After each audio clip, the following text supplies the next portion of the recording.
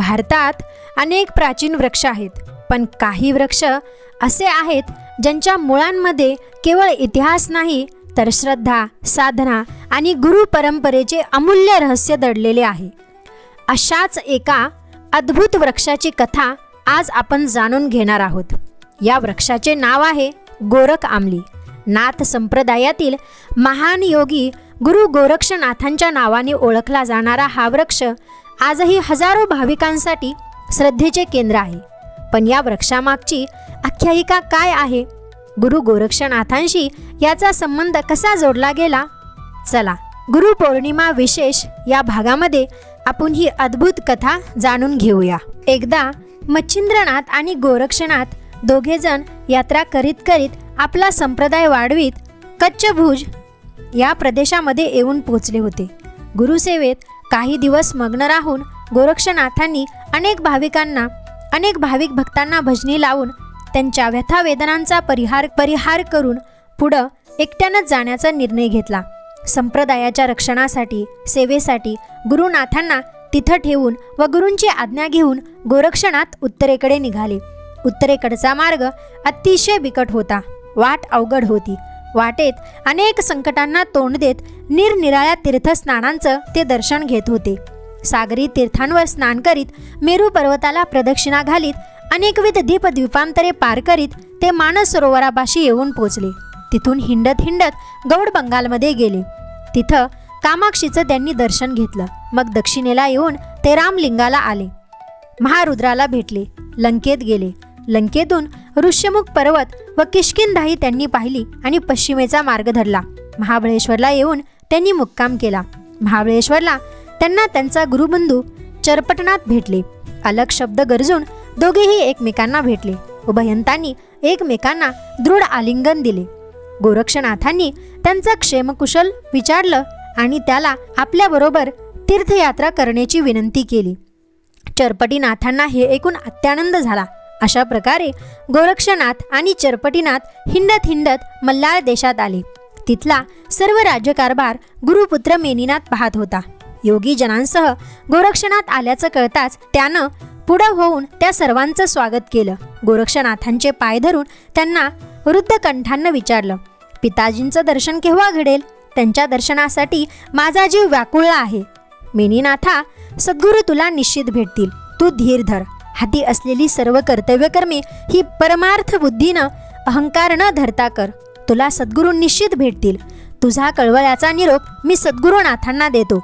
असं म्हणून मेनीनाथाचा आदरातिथ्य स्वीकारून त्याला आशीर्वाद देऊन गोरक्षनाथ व चरपटीनाथ पुढे निघाले. चालत पश्चिम सागरी येऊन पोचले.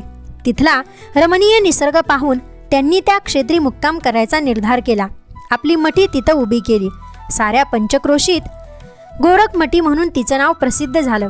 गोरक्षनाथ त्या मठीत ध्यान धारणेला बसू लागले. तपश्चर्या करू लागले. सिद्धींच्या द्वारे विविध चमत्कार करू लागले. गोरक्षांना भिक्षेसाठी बाहेर हिंडावं लागत नसे. त्यांनी आपल्या योग सामर्थ्याच्या बळावर बसल्या जागीच कुणापुढंही भिक्षा न मागता शिदापुढ्यात आणून ठेवणारी झोळी केली होती. निर्जीव हातांची झोळी त्यांना सर्व भिक्षा आणून देत असे. साऱ्या लोकांना ह्या गोष्टीचं मोठं आश्चर्य वाटे. या मठीच्या आसपास गोरक्षनाथांनी मुद्दामच विविध वनस्पतींना, वृक्षांना आव्हान करून बोलावलं होतं. त्यांची जोपासनाही निगुतीनं केली होती. नानाविध वनस्पती त्यांच्या दारात भरघोस वाढत होत्या. त्या औषधी वनस्पतींपासून गोरक्षनाथ वेगवेगळ्या प्रकारचे धातू बनवत असत. त्यांचा उपयोग कसा होतो हे समप्रमाण प्रयोगाने सिद्ध करून उदाहरणासहित ग्रंथात त्याचा समावेश करत असत. असा हा आगळा वेगळा अलौकिक ग्रंथ लिहित असताना गोरक्षनाथांच्या मनात एक वेगळाच विचार आला की इथं इतक्या नानाविध प्रकारच्या वनस्पती वृक्ष आहेत. हे सारे वृक्ष प्राचीन आहेत, पूर्वापार परंपरेने चालत आलेले आहेत, जुने आहेत. या विविध वृक्षांच्या गुणांचा समुच्चय करून जर आपण आपल्या योगसिद्धीच्या जोरावर नवीनच वृक्ष बनवला तर तो वृक्ष जगात अद्वितीय ठरेल. ही कल्पना डोक्यात येताच त्यांनी ती अंमलात आणायचं ठरवलं. त्यांनी सर्व वनस्पतींना आव्हान करून त्या वनस्पतींचा दिव्य रस क्रियेसाठी मागून घेतला. त्या दिव्य रसाचा धातू बनवून ठेवून दिला. बरेच दिवस लोटले. त्यांच्या मनातली कल्पना काही प्रत्यक्षात उतरू शकली नाही. तो रस जसाच्या तसाच उपयोग न करता पडून राहिला आणि शेवटी आंबून गेला.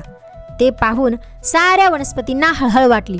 त्या नम्रतेनं गोरक्षनाथांच्या पुढ्यात उभ्या राहिल्या आणि म्हणाल्या, गुरु महाराज, आमचे सत्व आपण काढून घेतलं आणि ते शेवटी नासून गेलं. त्याचा आत्ता तरी काही योग्य उपयोग व्हावा अशी नम्र इच्छा आहे.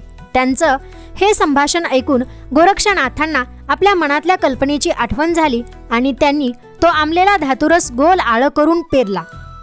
त्याला नाव ठेवलं गोरख आंबली. हा वृक्ष अतिशय औषधी व गुणकारी होता. हा गोरक्ष आंबली म्हणजे सर्व औषधी वृक्ष होय. आजही तो त्या पर्वतावर आढळतो. गोरख आंबलीची ही आख्यायिका आपल्याला केवळ एक प्राचीन वृक्षाची माहिती देत नाही, तर गुरुचरणांवरील अढळ श्रद्धा, तपश्चर्येचे सामर्थ्य आणि नाथ संप्रदायाच्या दिव्य परंपरेचे दर्शन घडवते. काळ बदलतो, युगे सरतात, साम्राज्य नष्ट होतात, पण संतांचे कार्य, त्यांचे आशीर्वाद आणि त्यांची स्मृती अशा पवित्र प्रतीकांमधून आजही जिवंत राहते. आपण या आख्यायिकेकडे केवळ इतिहास किंवा चमत्कार म्हणून न पाहता त्यामागील संदेश समजून घेतला पाहिजे. गुरूंवरील अखंड विश्वास, साधनेतील सातत्य आणि निसर्गाविषयी आदर यातूनच जीवनाला खरी दिशा मिळते. गुरुपौर्णिमेच्या या पावन पर्वावर आपण सर्वांनी सद्गुरूंच्या चरणी कृतज्ञतेने मस्तक झुकूया आणि प्रार्थना करूया. हे सद्गुरू गोरक्षनाथ महाराज, आमच्या जीवनातील अज्ञानाचा अंधकार दूर करा. आम्हाला सद्बुद्धी, विवेक, भक्ती आणि सत्याच्या मार्गावर चालण्याची शक्ती द्या. तुमची कृपाछाया आमच्यावर सदैव राहू द्या. जय श्री गुरु गोरक्षनाथ महाराज की जय. नवनाथ महाराज की जय. अलख निरंजन. आदेश.